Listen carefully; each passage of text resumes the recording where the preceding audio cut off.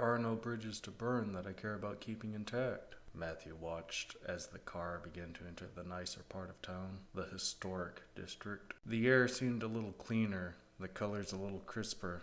Even the stench of sulfur that permeated the whole town seemed a little weaker here. In the summertime, Matthew enjoyed this section of town for the overhanging tree branches that canopied the road, casting a green hue on everything below. He found it to be relaxing and mentally stimulating to just drive back and forth underneath the branches, and had often found himself doing just that. Ralph turned down one side street, followed by another, revealing that on the main roads the houses were historically preserved and beautiful in appearance. But behind them, behind the facade, rows of dirty, boarded-up shotgun houses and a large government housing complex made up the interior of this grand illusion of historical preservation. The library in this area, Ralph began as he pulled onto a road that ran alongside a massive brick and glass 3-story building, is way too nice for the neighborhood it's in. I'm surprised any of these creatures can read, let alone know what a library is. Ralph looked down upon this area of town. To him, this was the trash can of the town he lived in. It really is. I can't believe some punk kid hasn't thrown rocks through the glass ceiling. Matthew thought the massive building looked out of place, but in all honesty, he didn't care. Of course, he had never set foot in the library since it had been finished, and it had been years since he had been to the library period. So didn't that make him one of those creatures? And he was sure Ralph had never been in the old one, let alone the new one. So what did that make Ralph? The library was 3 stories tall, with sections devoted to community events, a computer room, age-specific sections, etc. He had heard it was incredibly fancy compared to the old library the town used to have. The original being a small 2-room building consisting of mostly reference guides that looked as if someone had thrown them out during a particularly nasty rainstorm. Matthew had never found a real use for the library in regards of books. During his childhood, though, he had found it was a great way to escape from his overprotective mother for a few hours, sitting in silence and envy of everyone else running to and fro with their meaningless daily tasks, building up a hatred that would guide him later in life. He had hated his childhood, and he hadn't been too enthused with his teen years either. The library only served to bring back unwanted nostalgia and feelings. Wasted effort, if you ask me. These pig lovers won't appreciate nothing you give them. Oh shit. Matthew could tell Ralph was about to start ranting about his workplace. You know what some woman did to me the other day? I was delivering this box of posters. That's the place right there, isn't it?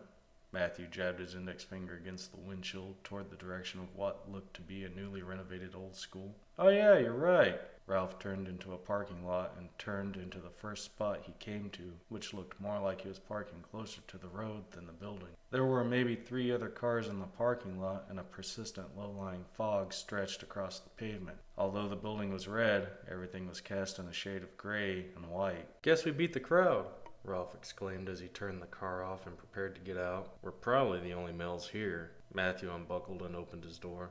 What's that gots to do with it? Ralph clambered out with his books in tow. Females are always pushing what they can get away with, and they're almost certainly going to be late for whatever reason they deem worthy. Since we're probably the only males in the class, we're probably the only ones on time. Matthew got out of the car and then reached back in to grab his books and box of pens. Dick. I bet I'm right. Matthew began to lead the way to the school building. You probably are, but you're still a dick. I'm not sure I'm offended.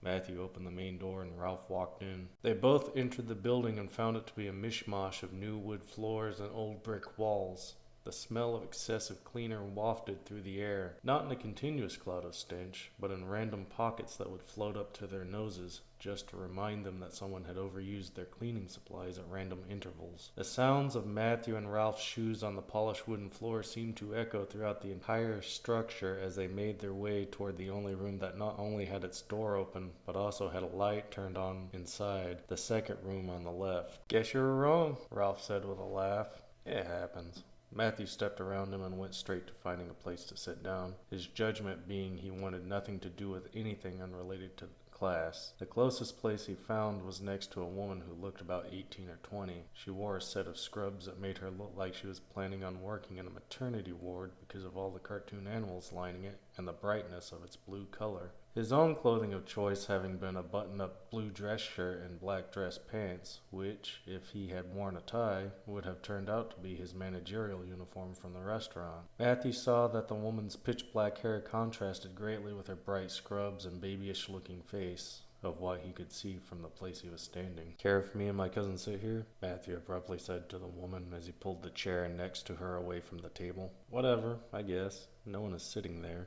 She didn't look at him. Matthew shrugged and placed his books on the table before sitting down and turning to wherever his cousin had gotten off to. Across the room, at the table nearest to the door, Ralph had already struck up a conversation with one of the other students.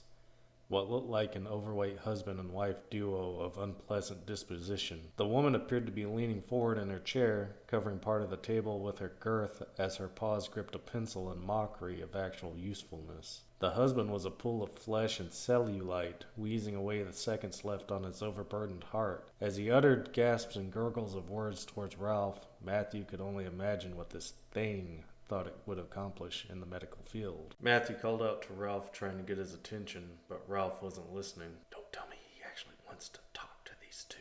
Matthew got back up and walked over to the table. 3 years now, and it's still hard to find a job," the woman was saying as Matthew got within earshot. "We were supposed to sign in at the other room." Ralph turned toward Matthew with a smirk. "Oh shit, where?" "We missed the sign outside the first door on the right." Ralph turned back to the duo. "Got too excited, I guess. We'll be back." Ralph led the way out into the hallway with Matthew in tow. "New friends already?" Matthew was being sarcastic. Ralph chuckled, then said, "Chubbs in there thinks this is going to be a breeze. He's disabled, bad back or something." I wasn't really paying attention. His wife, on the other hand, couldn't make it as a cashier in a gas station, even though she has experience as a secretary. "So she has held a job before." Matthew made a sound of mock shock as Ralph pointed to the sign they both missed on entering the building. "Not for long. She couldn't handle a gas station job after the office she worked at closed. So now they're both unemployed fat fucks who think they'll be able to get in at a hospice and sit at someone's bed all day. Idiots." The conversation stopped as they both stepped into the small office pointed out by the sign and met the ugliest woman they had ever laid eyes on. "Can I help you two?" the what's-it behind the desk coughed out in a grainy baritone voice. Ralph fell silent and began to stare at this mixed-matched creature of melted candles and alcohol abuse. Matthew took the lead, stepped around Ralph, and extended his right hand for a shake. "I'm Matthew Dobson, and this is my cousin Ralph Dobson. We're here to sign in for the CNA classes," trailing off so that he could conserve words for some future need, words that may have included "run for it" and "kill it with fire." The beast grunted and pointed to a sign-in sheet laying in front of her. A multicolored arrangement of names lay before them. To the right of the paper, a cup of multicolored pins, from which Matthew drew purple and Ralph drew a neon green. Matthew went first, writing his name quickly but neatly in print, whereas when Ralph had his turn, his pen flew across the paper in swoops and swirls, a proclamation that he had arrived at the class. The thing leaned forward and looked at the paper, its dead eyes examining each line pressed within the sheet before glancing back at the two standing there. "You know where the room is?" it grunted. "Yeah, we went there first." Ralph was replacing his pen into the cup. "You have to sign in first." "We just did." "Then you're set. It's the second door on the left." It pointed a worn and drooping finger out into the hallway. "Thanks." They turned and made a hasty retreat back into the classroom. Matthew walked in and immediately went to his seat while Ralph again engaged the two lumps of flesh in a quick exchange of statements before he finished his return to his own table. "The hell was that thing?" Ralph whispered as he took a seat next to Matthew. "Whatever the hell it was, it's definitely not the healthiest of creatures." Matthew began arranging his textbook and notebook in front of him for ease of reference. "I think she had a stroke." The girl sitting next to Matthew spoke, not looking up from her cell phone. Matthew didn't look at her, but Ralph leaned back in his chair and turned toward the girl. "That's why we need euthanasia." This caused the girl to look up at him.